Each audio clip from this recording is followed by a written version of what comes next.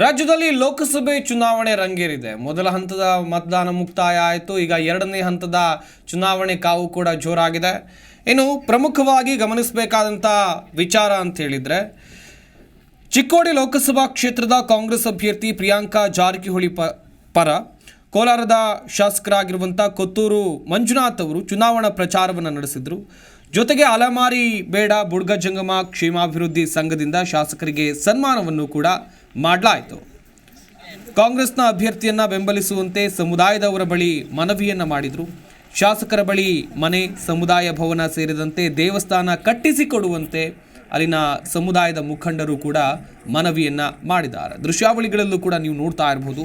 ಚುನಾವಣೆ ನಂತರ ಸಮುದಾಯದ ಗ್ರಾಮಗಳಿಗೆ ಭೇಟಿ ನೀಡಿ ನೀವು ಕೊಟ್ಟಂಥ ಭರವಸೆಯನ್ನು ಈಡೇರಿಸ್ತೀನಿ ಅಂತೇಳಿ ಶಾಸಕರು ಅಲ್ಲಿ ಭರವಸೆಯನ್ನು ಜನರಿಗೆ ಕೊಟ್ಟಿದ್ದಾರೆ. ನೀವೇನು ದೃಶ್ಯಾವಳಿಗಳಲ್ಲಿ ಗಮನಿಸ್ತಾ ಇದ್ದೀರಾ, ಚಿಕ್ಕೋಡಿ ಲೋಕಸಭಾ ಕ್ಷೇತ್ರದ ಕಾಂಗ್ರೆಸ್ ಅಭ್ಯರ್ಥಿ ಪರವಾಗಿ ಪ್ರಿಯಾಂಕಾ ಜಾರಕಿಹೊಳಿಯವರ ಪರವಾಗಿ ಕೋಲಾರ ಶಾಸಕರಾಗಿರುವಂಥ ಕೊತ್ತೂರು ಮಂಜುನಾಥ್ ಅವರು ಚುನಾವಣಾ ಪ್ರಚಾರವನ್ನು ನಡೆಸಿದರು.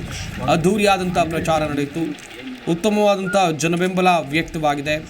ಜೊತೆಗೆ ಅಲೆಮಾರಿ ಬೇಡ ಬುಡ್ಗ ಜಂಗಮ ಕ್ಷೇಮಾಭಿವೃದ್ಧಿ ಸಂಘದಿಂದ ಶಾಸಕರಿಗೆ ಸನ್ಮಾನವನ್ನು ಕೂಡ ಮಾಡಲಾಯಿತು.